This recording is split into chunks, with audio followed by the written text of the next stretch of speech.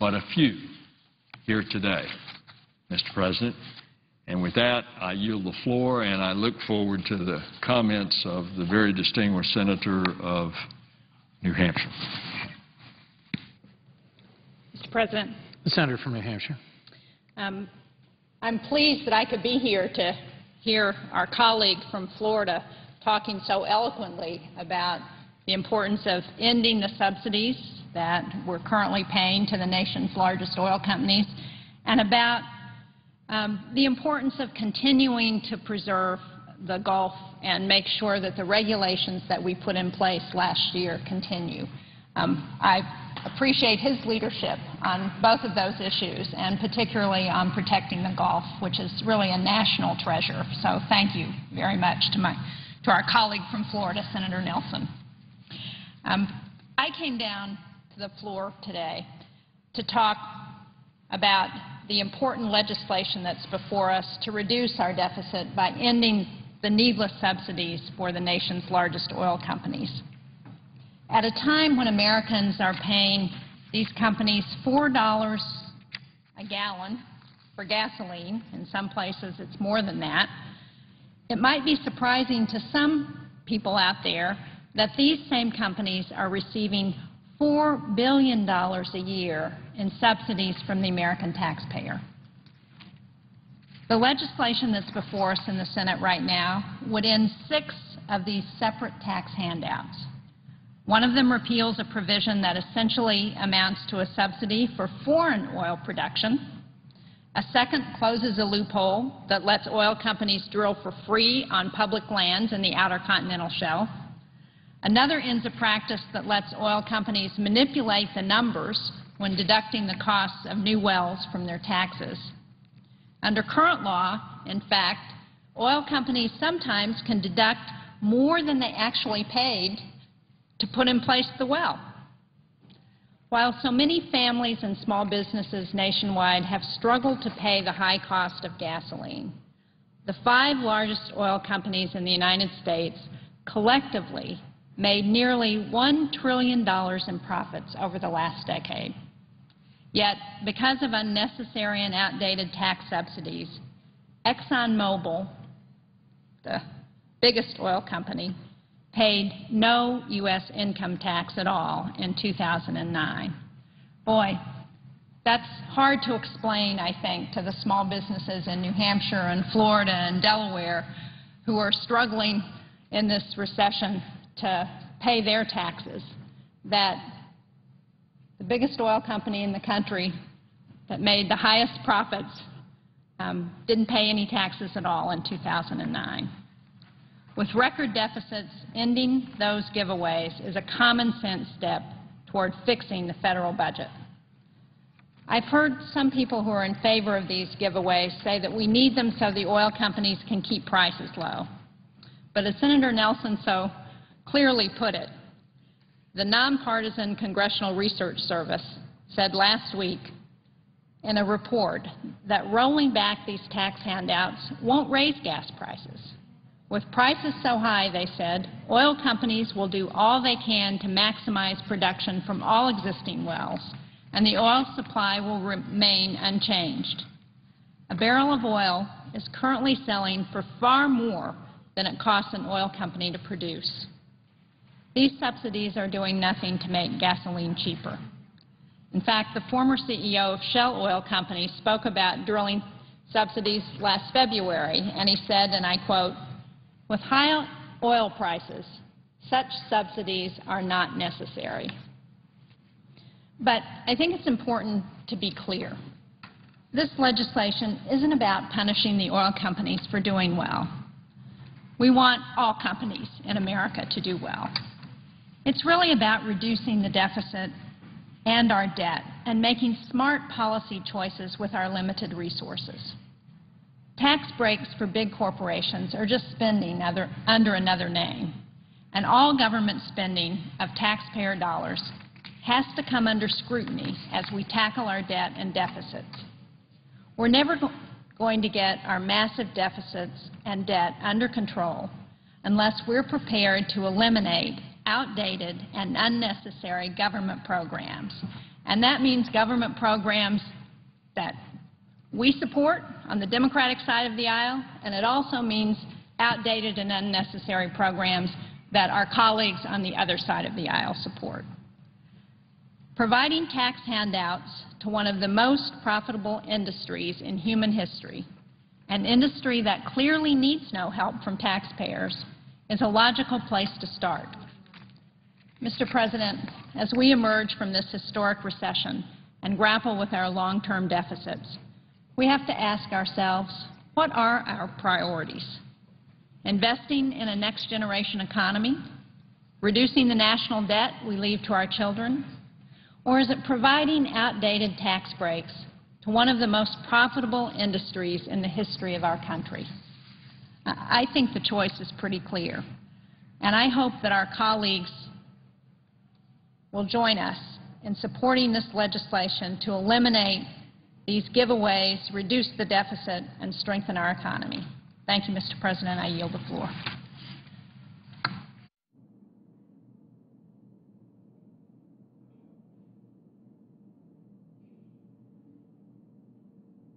The absence of a quorum. Clerk will call the roll. Mr. Acog.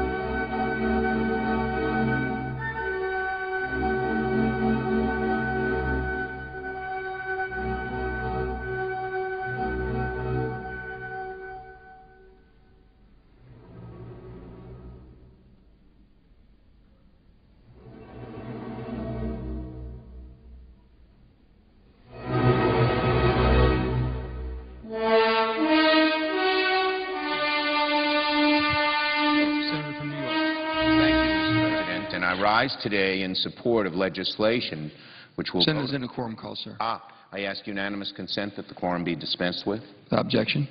Thank you, Mr. President. Mr. President, I rise today in support of legislation we'll later vote on this week, authored by my good friend from New Jersey, Senator Menendez. As this chamber knows, Senator Menendez has been championing this legislation for quite some time.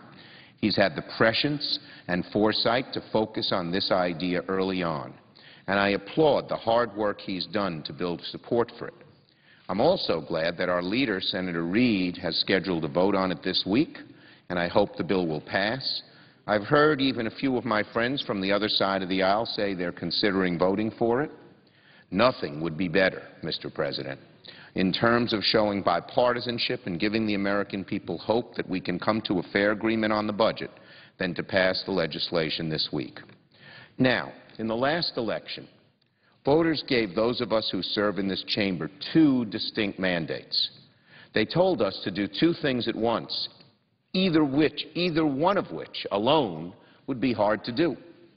First, and perhaps foremost, they said make the economy grow, create good-paying jobs, make sure that that American dream that says the odds are that you'll be doing better 10 years from today than you're doing today, that they're pretty good, and the odds are better still that your children will do better than you. That's the American dream, and since the founding of our great republic, that candle has burned brightly in the eyes of Americans who have been here, whose ancestors have been here since the Mayflower landed, as well as in the eyes of Americans who are just here for a generation or two, and even immigrants. But they also gave us a second mandate, not just grow the economy, not just employ people, but they gave us a second. Rein in the out-of-control federal deficit. Rein it in. And the American people, as usual, had wisdom, because both these goals are important. Some say that the debt isn't important. I believe it is. And here's the way I put it. We, the federal government, are a blindfolded man, and we're walking towards a cliff. Once we fall off that cliff, there's no getting back up. Now, the debate is whether we're 20 feet from that cliff or 200 yards from that cliff. But we know sooner or later, no matter what our distance, if we keep walking, we're going to fall off. And once you fall off, there's no getting back up. So that means we have to take the bull by the horns and confront our mounting deficit. It would be hard enough to accomplish one of these two goals. To try to do both at once is a Herculean task. And I think everyone's trying to do the right thing regardless of their ideology, but there are strong different feelings and clear policy differences. There are many tough choices ahead. But one choice, there's at least one choice that isn't tough at all, not by a mile.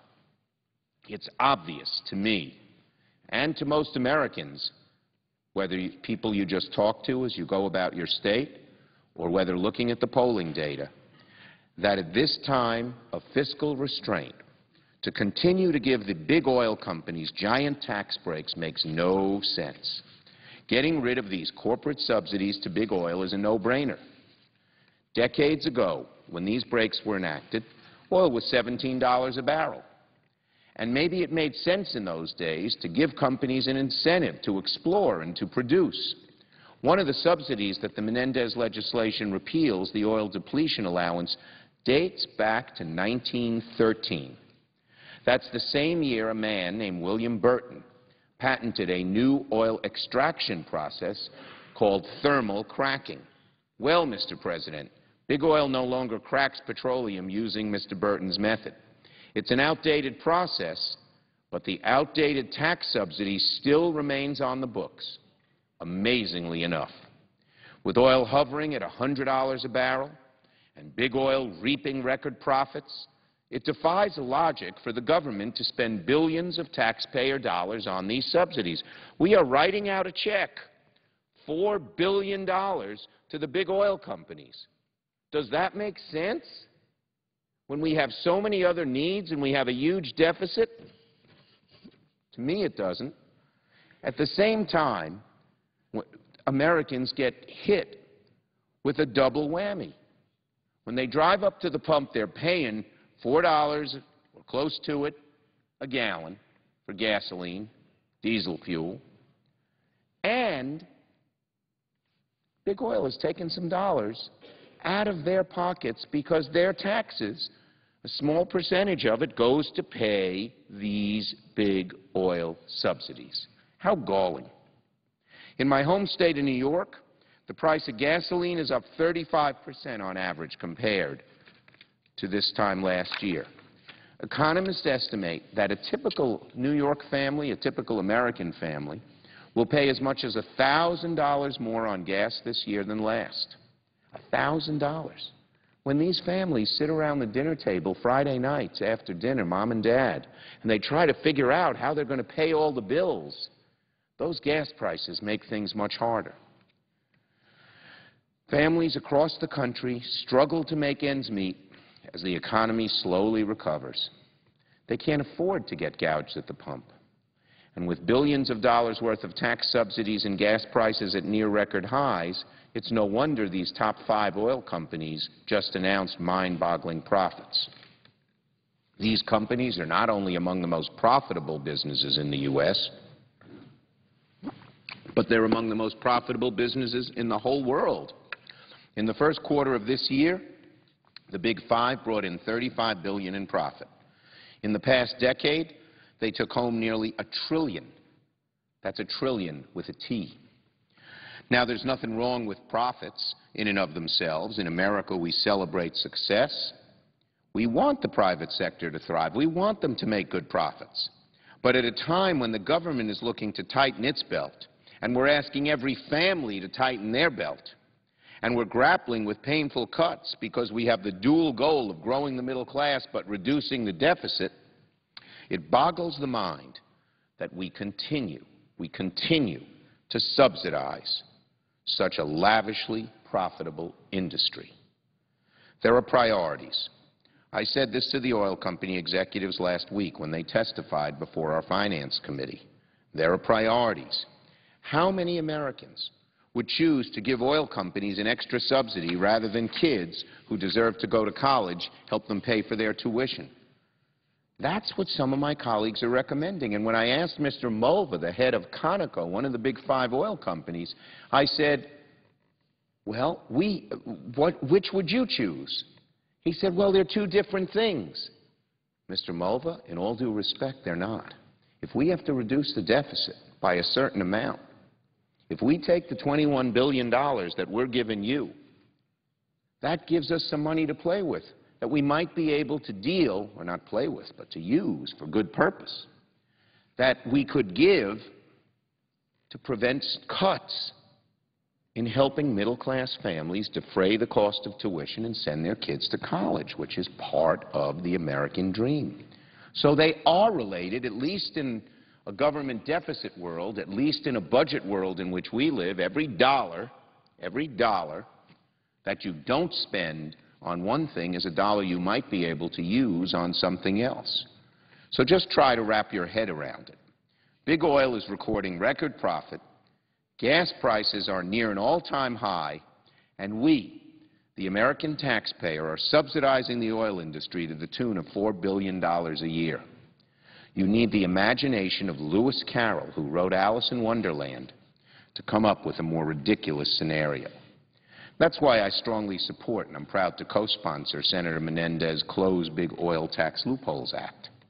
This legislation will put an end to taxpayer handouts to the 5 largest integrated oil companies and use that $21 billion in savings to reduce the deficit. This $21 billion is an excellent down payment on the effort to get our fiscal house in order. And if we use this $21 billion, it'll be a little easier to reach our huge goal of reducing the deficit. It'll be a little easier to complete our dual goals of reducing the deficit but still growing the economy. The bill repeals a host of Byzantine tax provisions that only a lobbyist could love, such as the deduction for tertiary injectants and deduction for intangible extraction costs. Someone thought these up a long time ago. They've sat in our tax code, but they mean lots of money to Big Oil. Small and medium-sized oil firms are exempt. The only companies the legislation deals with are the big five: Shell, ExxonMobil, Chevron, ConocoPhillips, and British Petroleum. Now, I've heard pundits from the hard right parrot big oil's talking points that repealing these giveaways would increase gas prices for consumers. Nothing could be further from the truth. Last week, two major studies, one from the nonpartisan Congressional Research Service and another from the Joint Economic Committee, found that ending these absurd subsidies would not impact the price of gas. And neither of these studies, these were scientific studies done by economists. They didn't have any biases. And in what perhaps was an inadvertent moment of candor at last week's Finance Committee hearing, ExxonMobil CEO, Mr. Rex Tillerson, said, and I quote, "Gasoline prices are a function of crude oil prices, which are set in the marketplace by global supply and demand, not by companies such as ours." Let me repeat what he said, because it directly answers the argument that some on the other side of the aisle have made, that if we repeal these subsidies, we'll raise gas prices, because that means that the companies would decide to raise them because they're getting less subsidy. Here's what Tillerson said, quote, "Gasoline prices are a function of crude oil prices, which are set in the marketplace by global supply and demand, not by companies such as ours." Now, that doesn't seem like an objectionable comment. It's true. But when he made that comment, Mr. Tillerson of ExxonMobil was conceding that repealing taxpayer-funded subsidies for the Big Five will not increase prices. Prices are set, as he says, by global supply and demand.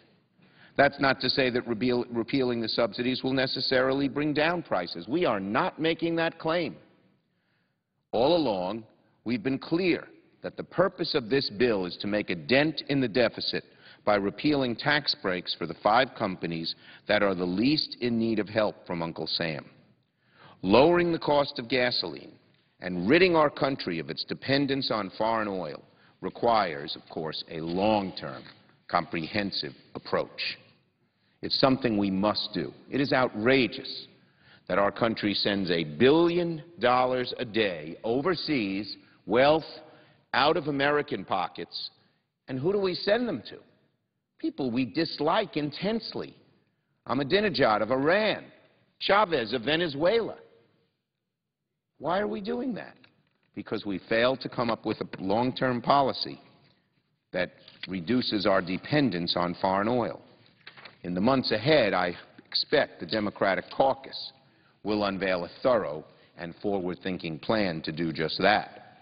In the meantime, if Republicans in the House are serious about deficit reduction, the Menendez bill is their chance to show it now. If we're going to come together, isn't this the easiest place to come together? We're going to have a lot of hard struggles as we attempt to reduce the deficit, as the debt ceiling looms over us. But this is an easy one. And many people on my side of the aisle are scratching their heads. If our colleagues on the other side can't give in on something like this, what are they going to give in on? Speaker Boehner said earlier this week he wants to make trillions of dollars in cuts. Well, here's a good place to start.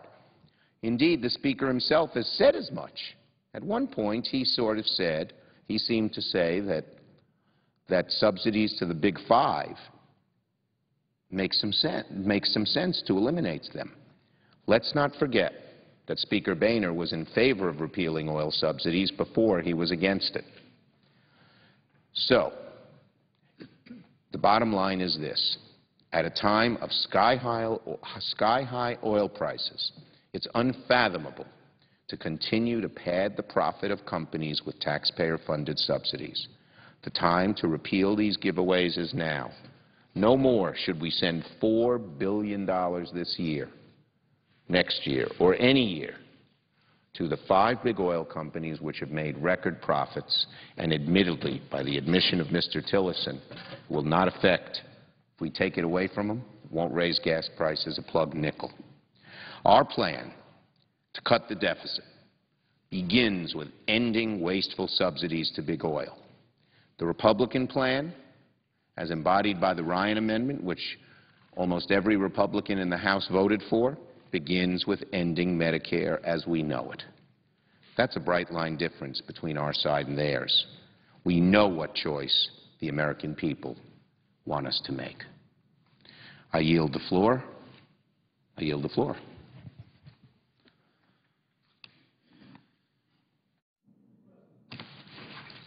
Senator from Ohio. Thank you, Mr. President. I ask unanimous consent that morning business be extended until 8 p.m. for debate only with senators for debate only with senators permitted to speak for up to 10 minutes each. Without objection. Thank you, Mr. President. I want to thank the senior senator from New York who has been a real leader on this issue to bring more tax fairness to the American people and take away the subsidies of companies, just 5 companies that absolutely don't need those subsidies, and to help deal with the budget deficit. And we can do that with one simple step that far too many conservative politicians in this city are resisting. And I would like to join Senator Schumer in kind of expanding on his comments. We first of all know, Mr. President, that our nation's spending and its budget should reflect our nation's priorities, should reflect our investments in education, infrastructure, how we'll strengthen our economic competitiveness, whether in Charleston, West Virginia, or Ironton, Ohio, through the innovation of entrepreneurs and small businesses.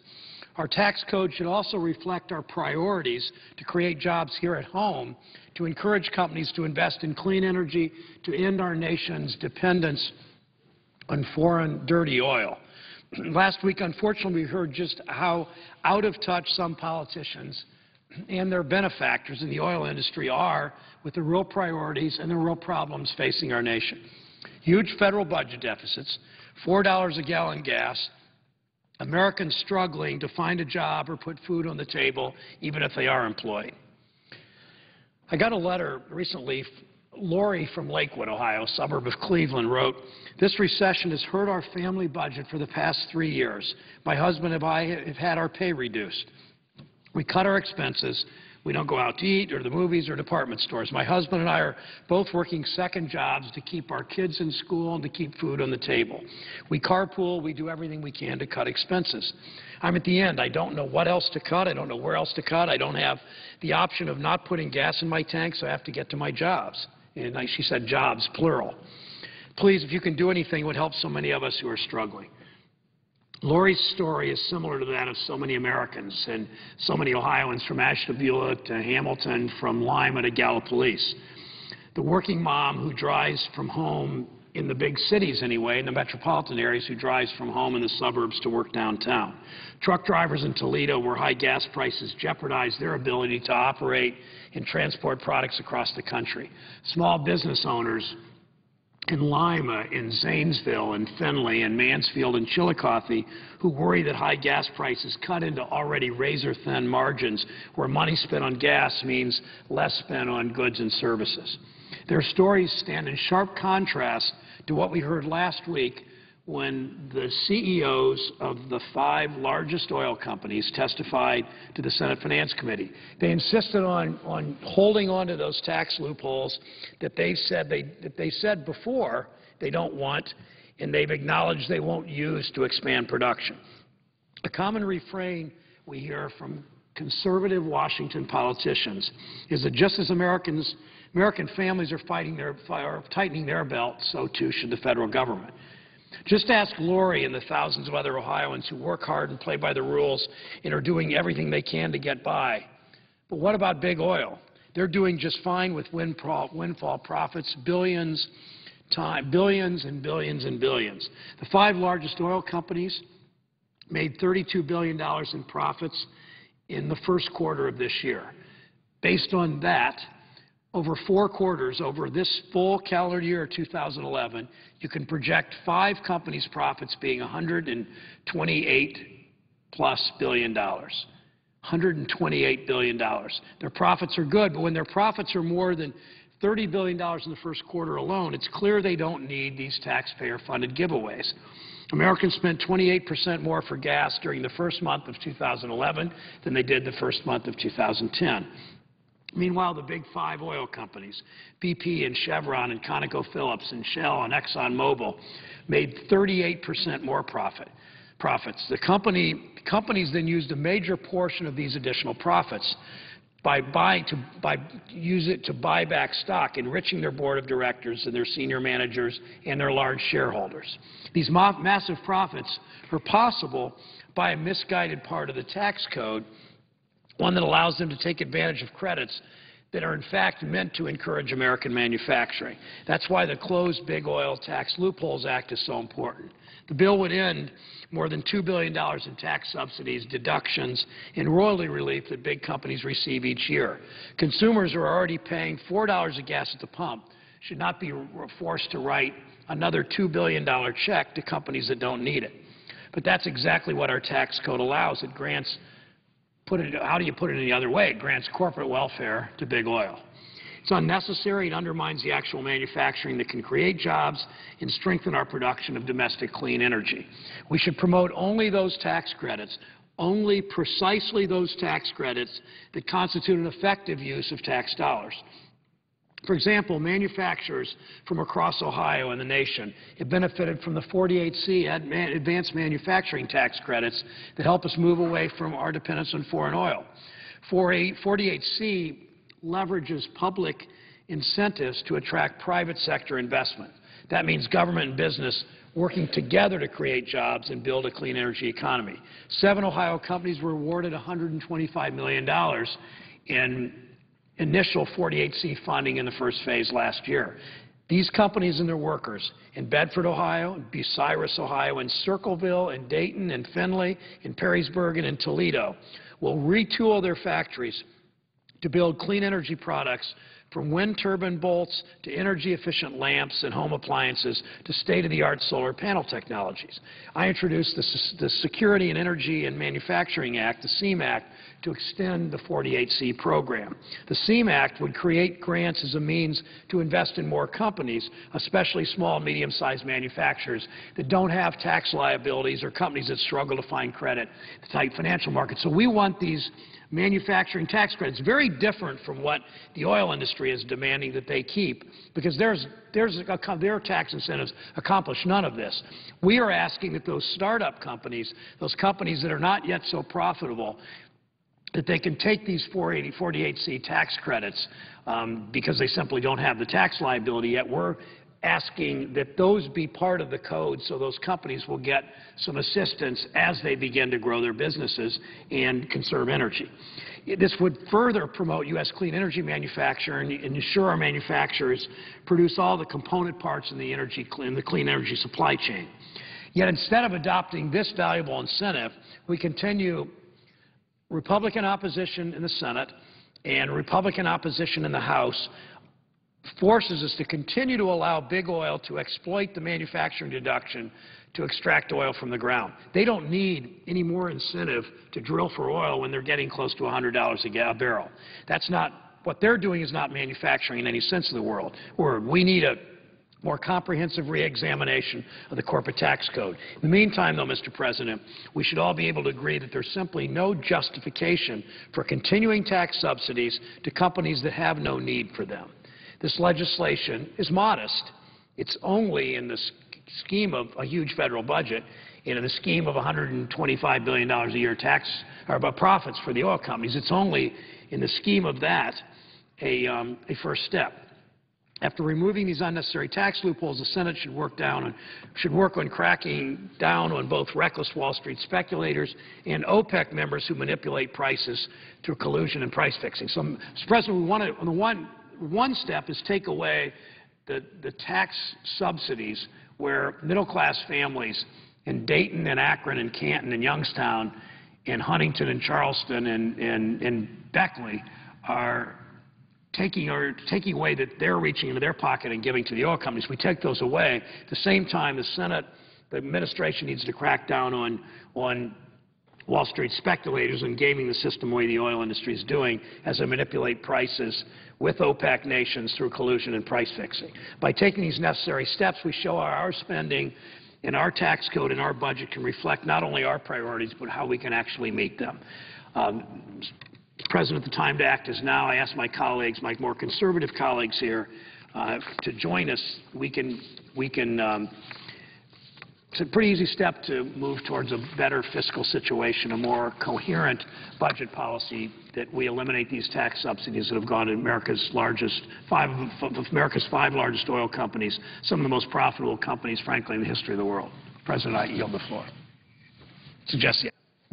Clerk will call the roll. Mr. Akaka.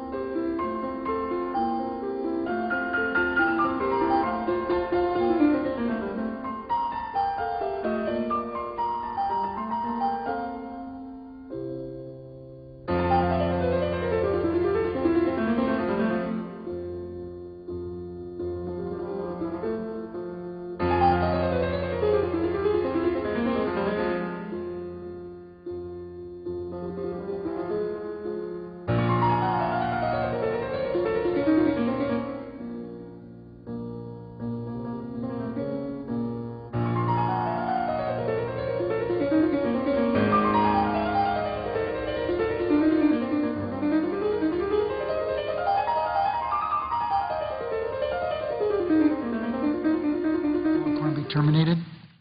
Not without objection.